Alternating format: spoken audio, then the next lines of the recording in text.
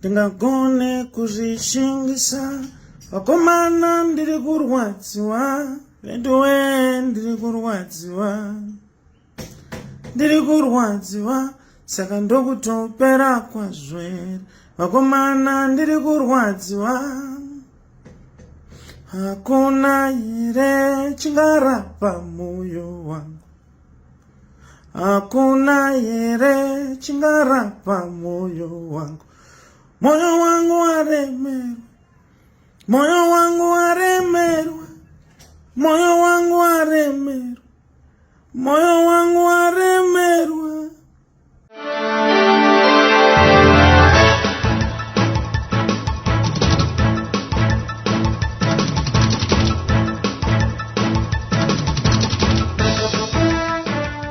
This is Sly Media TV online, and thank you very much for following us. Thank you for subscribing to our channel.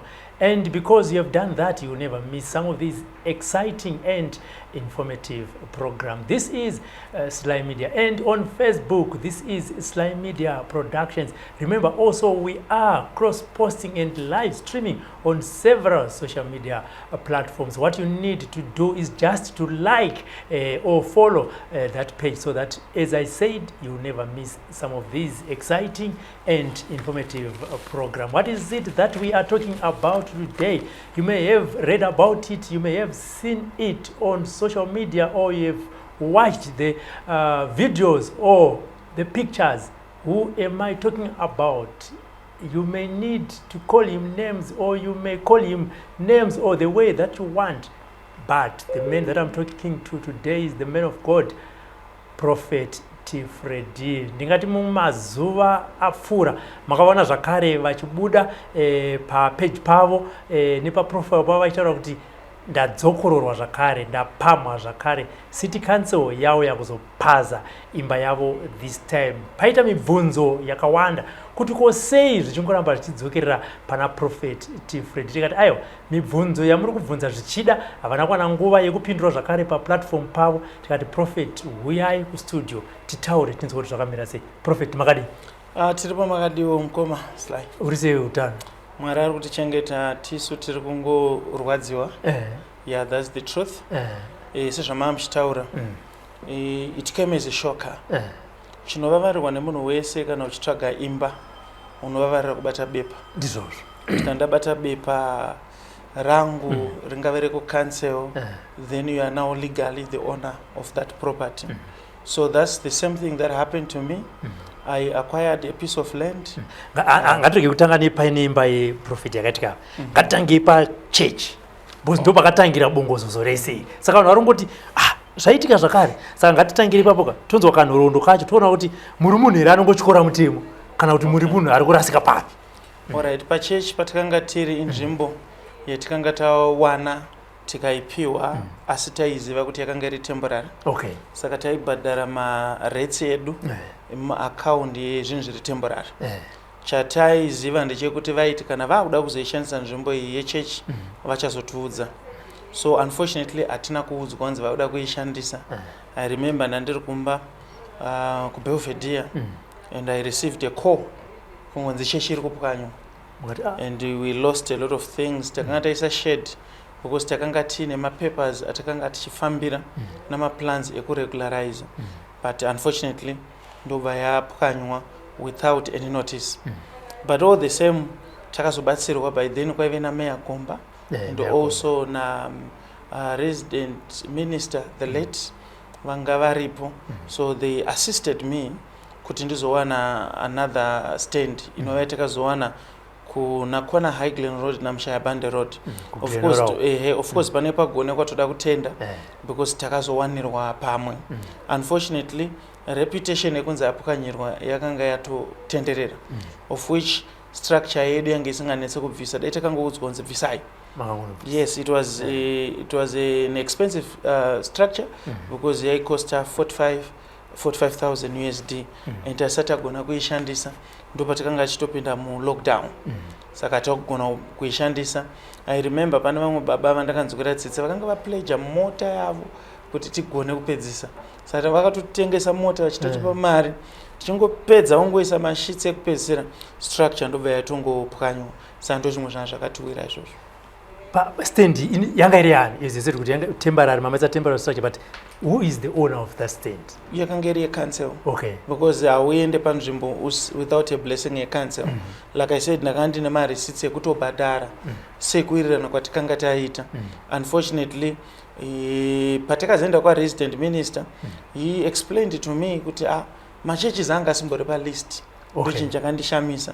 Ndosaka vakagona kuzondibatsira kuti even machurches they were not palist yekupwanywa, they were targeting musika. And you wouldn't know what happened because there was confusion there.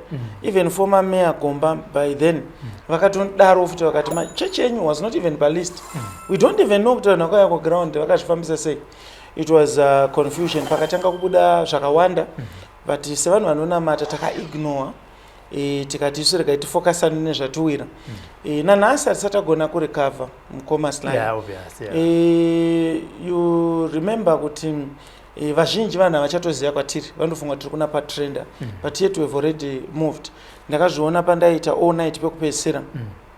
Takaita campaign yekupinda muvanhu tichiisa maflyer. Vanhu vazhinji vaitoti muri kupi? Taitofunga kuti pakapwanywa chechi zvatopera. Okay. So patime inaenda kufunga ndakutanga kurecover ndopazoitika chiitiko chekupwanyirwa, this time iri imba. As I'm speaking, we're talking good. I'm made homeless without even any notice. Mvunzo yangu tungapinduke sei. Okay, message yekuti imba iri kupazwa yakasvika muri kupi?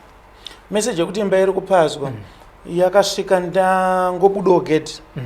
Ndobva ndaona vanhu vemaraini vachitoungana. Saka chakatishamisa nje kuti vanhu vemaraini vaitoziva kuti tiri kupwanyirwa. Asi isusu mabeneficiaries we were not aware kuti tiri kupwanyirwa. So pandakaona that commotion yakanga iripo yekuti vanhu vari kutoda kuona kuti zvii zviri kuitika, ndo pandakazongoti pasara about maminutes mashomanana ndo patakazofonerwa nevekucancel vachitaura vachiti kune vanhu vari kuuya kuzopwanya. And then we said we have papers, file randakabata rine every documentation how we acquired that piece of land. It was legal thing, legal transaction, including even the compliance. Kuna vanoziva kucancel unopiwa inonzi an offer letter. Yes. Then you pay. Wapedza kubhadhara unozopiwa mvumo yekunzi ufambire inonzi compliance. It was an unserviced land. Yes. Kureva kuti takasevhisa, takaisa mari dzedu dzekusevhisa kubva pamvura nesuwa, tikapiwa compliance certificate. Rinova zvakare ndandinaro. Ibva mataura kuti raibva kunani, mukangoti makangopiwa raibva kunani? Iprocess yekucancel yese. Exactly. Ndopatoura kuti tizive baba. Iprocess yekucancel yese. So when we heard that vanhu vekucancel, I said what could be the problem? And we could not get any proper explanation. Then I said why don't you give me a notice? Because now ndanda kufunga kuti kana kuri kunzi pamwe tiri kupiwa kana inotice kana ye7 days zvayo. I was now thinking kuti pamwe I could go the legal way, ndoenda kucourt ndonotsvagawo order interdict. But because it was not communicated unless kunze kwevanhu vandataura nekuzoudzwa last minute. So by the time yandakanga ndakuda kutanga kuarrange nyaya yekuburitsa zvinhu, handakugona kupedza kuburitsa zvinhu zvese. Ndine zvinhu zvakawanda zvakatsakatikira mumba. Because pamba kuti vemaraini manje nokuti kahistory keipapo patakapiwa nzvimbo iyo ine council pakanga paine car park yanga iripo. But car park yakanga ine mamwe madharo anga arimo, munoziva madharo edu emaraini. Vakarwadziwa kuti vatorerwa car park. Vakatozoita kubviswa necouncil zvechisimba kuti isu tipinde ipapo. Same council iyo ndo yakavabvisa. Because taiti sichisevhisa matepe edu aikwachurwa, achikwachurwa nevanhu ivavo. Kusvikira mumwe akatozondaapproach akati mimi prophet panapa hatikudei panapa, muda kuti kanganisa zvinhu zvedu isusu. Ati zveikogogo munoroya here? Unfortunately vakatozofo zvavo. Nguva yaMwari inotora munhu. Saka ndoka history kanga karipo. Saka fight iya yakaramba iripo zvokuti isu patakasvika vanhu vanga vakupa mareasons akawandisa. Nokuti patati compliance inoreva kuti vecouncil maengineers taenda paground navo vaverifya kuti panoita kuti pavakwe, takubvumidzwa kuita maplani yedu. Saka even maplani yedu yese atakaitisa zvese zvatakaitisa zvinenge zviri through the council. Vachiapprove zvese. Yes. saka tapedza izvo ndobva tazoti tawana compliance. I was the last person kusvika. Rimwe zuva ndichitofambawo zvangu ndobva ndanzwa mumwe munhu achinditi Prophet muri kunzi jurawo renyu rapwanywa. Ndakati jurawo kupi? Because vamwe vakawanawo mastenzi ipapo ndo vakatanga kunoisa majurawo ndobva wapwanyirwa ende asiri kuzviziva. So ndobva vakazosungisa vanhu vainbva vatonosungwa nepolice nenyaya yekuti vakanga vatyora mutemo because our paperwork was in order. So pekupedzisira apo ini ndini ndakaita the last person kunoisa jurawo. And I also think kuti I was the target. Because pandakazoisa jurawo inini vanhu vakabva vatanga kupopota ndopakatanga kuenda zvinhu out of hand. But vakanga vasina kwavanogona kuenda. Remember I had all the papers. Vakaenda kucouncil vakanoudzwa vakanzi this stand is acquired legally. So they had nothing that they could do. So I started to develop the place kuti ndiwanewo pekugara because zvinhu zvakaoma. Ndapedza kudevelopa ipapo ndo pakazouya this order yazouya iyo. Unfortunately andisandagona kurecover some of the things because chine masofa, TV nezvimwe zvakadaro and it was demolished. And chinonyanyondirwadza ndechekuti pakaparadzwa zvinhu izvi zvakaparadzwa vamwe vachiseka. Zvoti ndotombozvifunga kuti kana paine munhu wandakatadzira unenge uchakumbira ruregero zvinhu zvausingazivi kuti zvii. Because sezvatataura 3 years asati dzapera ndapwanyirwa church. This time ndapwanyirwa futi ndapwanyirwa imba. Saka ndakaona sekunge pamwe zvine chimwe chinhu mukati ungoti hatizonyanya kutsvaka zvinhu zvakawanda because Mwari anenge aine reason. Saka pamwe pacho tinozvitambira. But chokwadi ndechekuti kupwanyirwa chechi akuti say ibasa raMwari. But now when you are talking of a house now, I can only say is the process, the whole process was fundamentally flawed, both legally and ethically. Azviite kuti munhu chaiye apwanyire munhu. Chero mukapinda munzvimbo dzakawanda pane dzimwe dzimba dzamutoona kuti idzi kambaka akazikana plan. But vanhu vavo mufunge vakanga vatoripo vachitoona isusu tiri mapepa tichipwanyirwa. Saka it's a very unfortunate situation. Ipapo manzwa kuti ndozvikuitika imba yakuri pasi makaita phone calls. What was the response from the responsible authorities? No one was responsible. Council was even saying no, we know what we have given you, but atikunyazwa zvokubva kupi. Haindoti batika mapepa ndenyu plus mukanda muzwa zvokubva kupi motikari dziri kuya ndedzenyu. So ma answers ava ndaumanzwisa zvangu nanhasi asanda manzwisisa. And hapana kana wamakwanisa kuapproacha kuti muti nai tozvifambisa. What's the way forward? In as much as you've lost, probably you may not be given back the stand according to what they want. Hanzi saka mamwe papers amuri kutaura kuti aigadzirwa ndekubikira here vanoti mapapers are authentic. Even deputy mayor vakanyora pa Twitter yavo yakunzi X vachi acknowledge. And one thing I liked about her is she even apologized. Kuti it was council isina kuita due diligence. I think ndo zvinhu zvavakango explain kuti council ndo yanga isina kuita due diligence. Then she apologized and also she said kuti we are going to be compensated. Ndo zvavakataura. Then fortunately I managed to meet the mayor and the town clerk. Ndakangowana rugonyasha through our local councillor. I met them and then even the mayor apologized. He said everything was in order. Even the town clerk akatoti ndakatoshamisika because he is the same town clerk wandakaona futi ndapwanyirwa chechi akati we never knew kuti we were going to meet under these circumstances again. So they also talked about compensation, though I even raised an issue kuti because I feel kuti dai maiziva kuti ndo zvamuda kuita dai makatiudza makaisa priority yekuti tsvagira pekuenda than to initially make us homeless then mozotaura compensation. So ndo madiscussions akaitwa, but we all know kuti zvinhu handisati ndaane chinhu chiri official chekuti ndingati ndaanacho chiri written, you know, but that's what they said.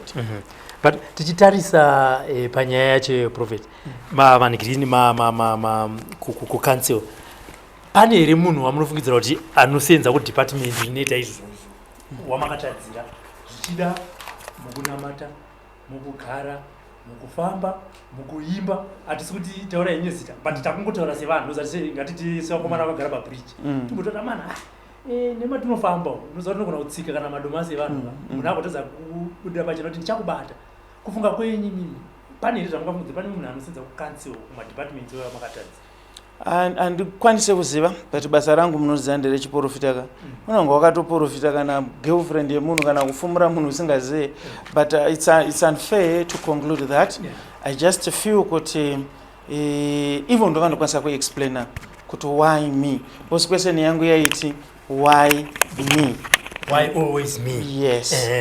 Saka ngatiti munhu iyeye mawana mukana wokutaura naye pazuva ranhasi tozoeda kuti iye haapo ende umwe hamusi kuziva kuti ndiani zvamungade kumuudza ndezvekuti chii Prophet zvichida angadzure mwoyo wake. Inini chandongoziva ndechekuti kana munhu akatokumaka ka anenge akatokumaka hambokusiya anenge ainewe vafarisi chaivanga vakamaka Jesu aingotsvakirwa mhosva at a certain time akatobvunzwa nzi naiwe simba rako rinobvepi. They were referring to the authority because they were always looking for a reason. Saka ndinongofunga kuti kana munhu akatondimaka anenge akandimaka even ndikakumbira ruregerero rwezvandisingazive zvandakamuitira anongoramba achidaro. But mukoma Sly, inini chandoda kunyanyotaura hangu ndoda kutaura kuvanhu vekuglenview kunyanya. Vanhu vemuglenview ndinofila kuti zvimwe zvizhinji zvinokonzereswa nevanhu vemuglenview. Ini ndakakurira muglenview. Ndo mandakakurira, ndo mandakatangira chechi. Saka ndinofila kuti muprofita atambirwe muguta make. Saka ndinofunga kuti zvimwe zvacho zvinenge zvane vamwe vanhu asi vaakuyuza cancel. Nokuti argument yaitaurwa papa yainzi papa akavharwa road tikuda road yetsoka. Asi handina munhu I was even prepared to do that. Handina munhu akanditi prophet tivhurirewo nzira yetsoka zvayo. I was even prepared to do that. Saka ndinongoona kuti and after all kana wapiwa stand kauchenzi masquare meters wabhadhara zvese inenge iri stand yako. Muno muHarare chokwadi ndechekuti road dziri kutaurwa nezvadzidzi handiti road imwe chete inongofamba nemota ndo road iri paplan handisana kuona karoad ketsoka ini kanonzi akakaroad kana approve kuti ni cancel approve izvozvo. Saka it was just unfortunate pakangoshandiswa simba riserero and of course they vakawina ndochokwadi because kana ndakatopwanyirwa ka inini ndinda kutenderera ndichaziva kwekuenda and you know munhu anenge wakuda kuzviisa mumatongerwo enyika wakutaura vision yavo but ndinongotaura vanhu kuti I just focus nebasa rangu chete and chandooziva ndechekuti handina munhu wandakambopindira muroad make kana ndakawana bepa kucancel ndafollowa malegal procedures ese ari kuitwa ndimire nhasi ndichitaura this thing is legal and ndataura ndikati even the mayor himself akatozonga kundisimbisa achitaura achiti ndongokumbira kuti musanyanya kubatikana. We know kuti zvakatoitika but musanyanya kuti kubatikana. Do you think that if I was illegal ndaiwana nguva kana audience navo I was not going to see any audience. Saka message yandingangoudza vanhu ndeyekuti handina kupazirwa because handina mapepa. Ndakapazirwa because ndakangoitawo munyamawo nekuda kwemareasons andisingazive ende andisingambofa ndakatsvaka. But imunogona zvenyu kuda kusada kwatsvaka but kameya nadeputy mayor natown clerk sevanhu vakati no we are sorry and they even apologized. They need to follow the internal process yavo yemucity council and see kuti who gave the order kuti property yevanhu I agree but who gave the order is not beneficial to me in any way. What I want is to be compensated and to be allocated somewhere. Because zvekutotariswa kuti akaita izvi ndiani kwakutodzokera kumashure asi kudzora imba yangu yanga iripo. Saka ini now I'm focused nekuti dai vachiitawo promise dzavo dzavakaita dzavakandipa asi chandakasiteta kwavari ndakavati inini muglenview wangu handichada. I think kana muchindipa kumwe chitonditsvagirai kumwe musisiri muglenview imomo because muglenview mumwe chete ndomandapwanyirwa kaini chechi yakapwanyirwa ini ndiri 1 Harare yese monzwa ipapa imba yopwanyirwa ini ndiri among tatiri 5 but kutaura chokwadi tungoziva kuti anga achitsvakwa chaichai ipapo ndeupi because haisi coincidence. Yes, waindiri kudaro kuti munhu anofanira kutsvaka wakazvobuda pachena kwamuchapiwa iko wachangouya kafu. Yeah, of course unogona chances are very high because once twice pasina due diligence maybe ndo reason why ndiri kutaura ndiri panapa kuti ndanzi ndiri kupiwa kana pazopwanywa futi pasinaitwa due diligence then obviously ndakaudza vanhu ndikati sene kuti Freddy azviri kuti inini handizo muZimbabwe ndobva kuMarch Central pamusana mumwe munhu angofunga kuti pamwe Freddy akabva kumwe kuno inini ndiriwe muno muZimbabwe. Saka ndinenge ndichidawo protection kubva kumutemo I don't know because right now I feel like kuti unongochabuda munyika mako. But I don't even think kuti even kana utungamiri simazira ndouita unoda kuti munhu abude munyika make. Pamwe kana makutopiwa yechitatu stand motochinja zita kamuisa kana rangu. Chokonyorana pasi kuti stand ndeyangu. Ende chimwe chinhu unoona ndakafunga kuti attack through the prophetic. Ini ndoudza vanhu kuti hazvibvumidzwi kuti paitike chinhu chisina kumboprofitwa. Saka ndinoona kuti mumwe munhu anogona kunge achida kuti rekedza tidai kuti tizoona kuti anga azviona here. Kwese haisi kuti ndandazviona here kana handisina. Even ndikazviona ndendachiita sei. Handitika? Because takatozonzwa futi pasocial media pakuti this person is a prophet. He foretells. But apatukuona once, hapana chaakataura, hapana chaakaona. KG2, hapana chaakataura, hapana chaakaona. Saka is this man a true prophet? Maybe dambudziko ripo ndekuti vanhu vanofunga kuti kana uri muprofita unoadressa kuningirikene kusocial media. Saka ndaizouya nchiti nhai vanhu zvanzi naMwari ndoda kupwanyirwa here hazvaita. Ini ndine nzira dzangu dzandakashandisawo ndazviona kuti ndo zviri kuitika. Ndine imwe tsamba yandakanyora prior to this kuna PEMSEC ndichitosika an appointment because ndaida kuti zvisazosvika papi ipapo. Unfortunately munongoziva vanhu vanenge vakawandirwa pandaisteta ndichiti no ini ndiri munhu one. Saka zvandiri munhu one narrative yaifambiswa haizi correct. Narrative ndeyekuti vanhu vari kuti papwanywa vanhu vane interest napo nokuti vakanga vaine car park yavo ipapo vakatombopwanyirwa car park nesame council. So you see where the confusion is. Same council yapwanyira vecar park vaita process hapana akasuwa council because they were illegal. Ndo same council yakudzoka ichipwanyira isusu vayakapwanyira kuti tivepo. It doesn't make any sense. Saka tichitaziva paprophet kupazirwa church kupazirwa imba. You are now homeless, you are homeless, you are churchless. Now homeless. Azvikanganise basa raMwari. Zvakatokanganisa zvakanyanya. But sezvandataura zvaMwari ndiMwari utozongoona kuti Mwari anenge aine reason probably yaari kutendera. Bhaibheri rinotaura kuti Mwari hatendere miedzo yausingagona kukurira kuti ikuvinge. Ndinofunga kuti pane vamwe mai ndakatovatarisa ndichiseka zvangu aitoti izvozvi Freddy achanoimba futi song akuchema achiti chi ndobva ndangovatarisa musoitopwanywa izvozvo ndobva ndangovatarisa.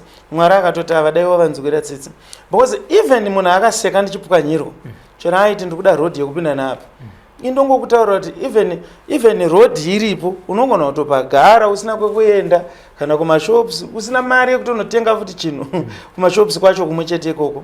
But you know ndo pandoona kuti priority yezvinhu yakaoma. Kana kuri kunzi ichokwadi kuti maresidents akakumbira kudaro bva nesimba rekukumbira kuti mumwe munhu apwanyirwe inditofunga kuti ngavakumbire zvimwe zvinhu zviri more than that. Saka message yamungade kuudza kuCity Council pazara nhasi ndekuti City Council ndinongoti vakandikanganisira katu ndiri munhu mumwe chete ngavangoita honor their words. Zvinogona kunyevenutsawo moyo wangu semunhu. Zvinogona kunyevenutsa moyo semunhu. Pakapwanywa dzimba 5 but zita ramuri kunzwa nderaProphet T Freddy vamwe vese hamusi kuvanzwa. Iko kungonzi kupwanyirwa kunotokanganisa mazita edu zvakanyanya. Havagone kundibhadhara emotional damage. But chandinongoda kuti vangondinzwawo kana ndikanga ndanoko maofisi mavo vandipo access ndikafila kuti pane kakunonoka kavari kuita ndo zvandokumbira kwavari vachiita process yavo yandinotenda kuti vari kuzadzikisa vakambozviita pachechi vakazvizadzikisa ndikaona stand. Saka ndinobhiliva kuti kana vakati vari kunditsvagira asi vachinditirawo nekukurumidza kuti ndiwane pekugara. Isusu kumedia katinoti an injury to one is an injury to all of us. Zvekuti to a certain extent we stand with our fellow and colleagues in the fraternity. Zvinokubatai zvakaita sei kuti masangana nedambudziko rakaita sairoro ngatiti rekupazirwa imba rekupazirwa chechi muno mumwe anonzi prophet Ningi a man of God Ningi kana woman of God achienda pasocial media otanga kuatakai because ndingape semenzaniso kuti senge inini tabvumani aungandione ndichiataka marwizi mumwe andinoziva kuti ndi journalist wangu kunyange ndiziva takatadza dzimwe dzenguva togona kunozana nekuseri kuti shamwari apa wakanya kuchechi zvakasiyana mukoma ndinoda mumbonde panofamba sei kuchechi unogona kuti uchinamatira dhimoni kuti riende mumwe anenge achitonamata kuti dai aritadza ndariendesa ndirinyi ndo zvekuchechi izvozvo. saka of course mumwe anenge achidaro achitofara achitaura zvaarikutaura but chokwadi ndechekuti panenge pasetwa precedence isiriyo like I'm telling you confidence yekuita bepa rekukanzuro right now nderei kana uchigona kupwanyirwa uine bepa it's a wrong precedence pasetwa zvinhu zvisiri right ipapo saka kuona paine munhu anenge achikuseka wasangana neizvi kunyanya ari munhu waMwari anenge achida deliverance uyezve zvakare vanhu vanenge vachiseka kuti wapwanyirwa zvazvinoreva zvokuti chekupwanywa chacho chambenge chiripo saka iwo usi kupwanyirwa kuzi hapana chekupwanywa kana vanhu vachiti adonha zvinoreva kuti ndakatombomira ndosaka ndaita se ndadonha iwo wakagara pasi hakuna anodonha akagara pasi saka zvinoreva kuti pane kwandiri kuendeswa naMwari ende ndinotenda kuti Mwari vane zvidhafu zvavakandirongera pamberi ndosaka ndisiri kugona kumira izvi ndakaita all night ndichibva mukupwanyirwa I proceeded with the event it was successful saka ndichandotongoudza vanhu ndichingoti izvo ndototora mukana uno wekuti kuna patrenda takabva takazopiwa imwe stand yakatokura pana kona Highland Road naMushaya Bande Road ndopatakakubatika ipapo saka pasocial media munomboverenga macomments ende kana vaverenga ari negative munozviendela sei macomments ndoverenga ari negative takangozviudza kuti tinongosiya achienda neuku mumwe achienda neuku handifunga kuti zvine basa steri handiti kuvatendi venyu Prophet vanokuteerai message yamuda kuvasiyira pazuva ranhasi ndeyekuti chi kuvatendi ndinongoda kungovasiyira message yekuti zvatiri kusangana nazvo zvinoreva kuti Mwari ane kwaari kutiendesa handizi munhu wani ndaingofunga kuti kutopwanywa kwakaitwa imba hakuitirwe munhu zvisina kuti ndiprofeti zvisina kuti ndiani chero vamwe vedu vandiri kutaura nezvavakapwanyirwa iko zvinezvi takapinda mukagrupu kemavictims kokuti tinotosimbisana nekutoudzana mavhesi ipapo kuti wakomana izvozvo pane mumwe andani ndichiti chitongosiya building material yake yese yakalutwa yese ndikati aunoona unogona kutsvagana nezvimwe inini ndoda kuti ungoudzowo kune vamwe vakatotora magedha angu nechi kuti wakomana ungodzorai zvinhu izvi ndikaenda kumapurisa ndopamunozoti muprofita akutisungisa but unonge chinhu chemunhu apwanyirwa saka ndingovakurudzira kuti vadzorere zvinhu nokuti maybe possibly tikaona zvanonoka tichaenda kumapurisa because zvinhu izvi ndezvedu handiti mubva matora mukana wano Prophet kuti kuudza vatendi kuti pamave ndepapi mambopataura zvenyu passing pamave ndepapi uye maservices enyu akamira sei during the course of the week alright patave isusu tinowanika pakona Highland Road naMushaya Bande Road kuGlenora Buku kana uchibva nepamashweda ipapo kana uchibva mutauni unotoburukira pamapuranga ungofamba uchitongoenda kuHighland 100 meters chete unenge watosvika ipapo unotoona mabhana edu anenge aripo maservice edu maTuesdays tinonamata na6 tichipedza na 9 manheru 6 manheru kusvika na 9 manheru maSundays tinotanga nenguva dza10:30 tichipedzawo zvakare nenguva dza2 masikati ipapo ndo pari kuitika zvinhu zvinogara zvakadaro enda ndotofunga kuti pandakasangana nematambudziko aya rimwe level racho ratakushandiswa naMwari ka ratonyanya handiti msazoti profita zvenyu palevel handiti aiwa tinavo Prophet T Freddy tatiregai vambouya vambotsanangurawo zvichida ivo ndo vari kutyora mutemo kana veCity Council muri kuti imimi Prophet T Freddy ndo vari kutyora mutemo ndo vasiri kuteedzera zvinenge zvichidiwa papaperwork ndiwo yumkana uyai zvakare murespondi muti aiwa murume uyu akauya kuzonyeba mapepa anoti hafaniri kunge achivaka chechi yake apa mapepa anoti anofanira kunge achivaka imba yavo apa sekutaura kwavo vatiwo mapapers angu ave in order mubvunzo wavanga vainawo kana kuti wavainawo nekufamba kwenguva nemazuva antiyo why me, why always me, ko seiko ndirini ndinongosangana netsekwende yekupazirwa pandati apa regai ndivake muzinda. Vane mibvunzo nezvinhu zvamuda kutaura, comment section ndenyu, muri free kutaura. Pano pa Sly Media tinokupai mukana zita ndinonzi Robert Tafumane. Sly Media, building bridges.